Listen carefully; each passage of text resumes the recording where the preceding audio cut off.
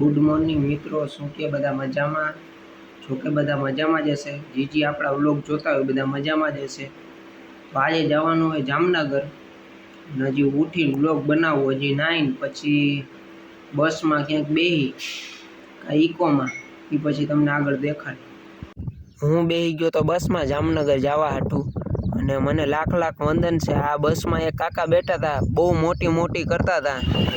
અમે જામનગર ઉતરી ગયા હતા 7 રસ્તે, અને ઉતરવાનું હતું બસ સ્ટેન્ડે. ભૂલથી 7 રસ્તે ઉતરી ગયા, પછી હાલીને જતા હતા બસ સ્ટેન્ડ બાજુ. અમે જામનગરના બસ સ્ટેન્ડે પહોંચી ગયા હતા.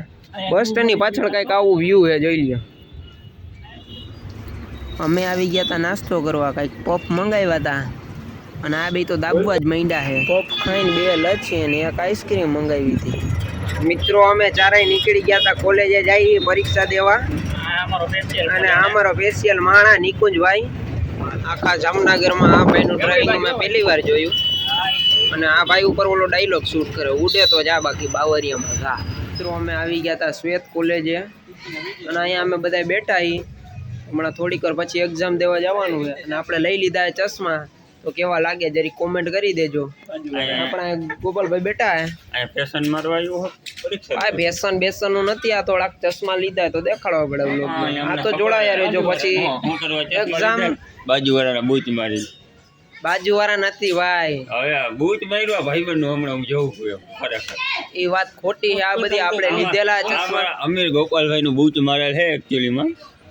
તમને એવું કઈ લાગે આ ગોપાલભાઈ નું બૂચ મારેલું? ગોપાલભાઈ નું બૂચ મારેલું નથી, અને આપણે થોડીક વાર પછી એક્ઝામ દેવા બૂચ મારેલું છે.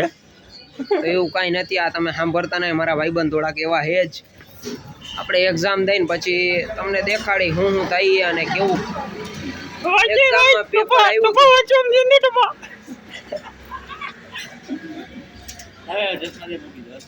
હા, તો પછી તમને દેખાડી જોડાય. ફાઇનલી આપણે કોલેજમાંથી એક્ઝામ દઈને નીકળી ગયા હતા. હવે જઈએ બસ સ્ટેન્ડ બાજુ. અને બસ સ્ટેન્ડ થી ક્યાં જવાનું ભાઈ? ગુલાબનગર જવાનું હોય. ભાઈ ને એક અંતર લેવાનું છે. કેવું અંતર લે તો તમને દેખાડી. અમે ગુલાબનગર આવી ગયા હતા. પછી આ ગોપાલભાઈ ને કઈક 2 અંતર લેવાના હતા, તો એને 2 અંતર લઈ લીધા. હવે વળી પાછા નીકળી ગયા.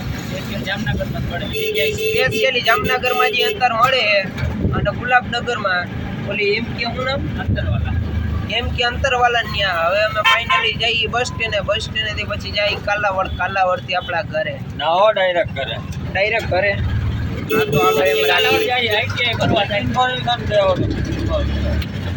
તો હજી એક ભાઈબંધ ને આઈટીઆઈ જવાનું હોય, કેમ કે આપણે 12માનું રિઝલ્ટ આવી ગયું અને આપણે થઈ ગયા પાસ. એમાં આ એક્ઝામ થોડીક અઘરી હતી, પણ શું થાય એ પછી આપણે રિઝલ્ટ આવે પછી ખબર પડે.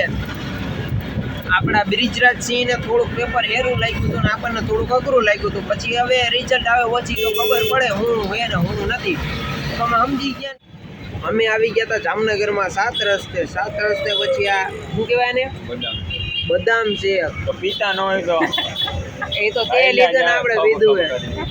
આપણા બ્રિજરાજભાઈ આ બદામ શેક આપણને પીવરાવ્યો હોય. ને આ એરિયા ગોપાલભાઈને હું કુંટાવાથી જ મતલબ હે.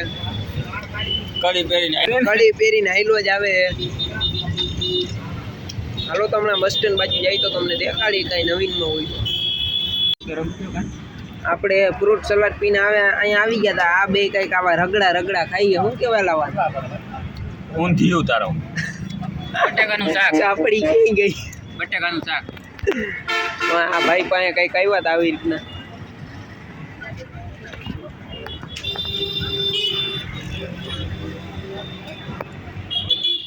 મિત્રો આપણે જામનગર થી નીકળી ગયા હતા એસટી બસમાં. એલઆઈસી જીવન વીમા કે સાથ. એસટી તમારી સલામતી અમારી, એવું કઈ છે. અને આમ આપણે 7 રસ્તે પહોંચી ગયા હતા. શું કે ગોપાલભાઈ? જલસા, અમને કઈ વાંધો નથી. કેવું ગયું એક્ઝામ? હાવ ખરાબ. આની એક્ઝામ હાવ ખરાબ ગઈ, અને અમારે બ્રિજરાજસિંહની કઈ થોડી ખારી ગઈ એક્ઝામ. હું થોડી ખારી ગઈ. એને કઈ નથી આવડ્યું. બાકી ખાઈ લે. ના ભાઈ, હું ખાતો જ નથી. દેખ કેદી મને એ તો મીઠી હોપારી હે. કઈ આપણે જઈએ કાલાવડ કઈ નવા જૂનું થાય તો તમને દેખાડી. અમારે આ ગોપાલભાઈને ફાકીની જ ખાવાની કંઈક પડી છે. આપણે વ્લોગ બનાવી કાંઈ જોતો નથી. મિત્રો આજે થોડુંક વધારે જમાઈ ગયું હતું તો હું ઘરેથી નીકળી ગયો તો હાલવા, અને 2-3 ભાઈબંધ અહીંયા બેઠા છે તો હાલીને પછી ત્યાં જઈશ થોડીક વાર, અને પછી ઘરે જઈને સૂઈ જઈશ. આજ તો થકાઈ ગયો, જામનગર ગયો તો બહુ રેખડો અને તડકો આજે તો બહુ હતો. તો હવે આપણે મળીએ નેક્સ્ટ વ્લોગમાં. જો તમને અમારા વ્લોગ ગમતા હોય તો લાઈક, શેર ને સબસ્ક્રાઈબ કરી દેજો.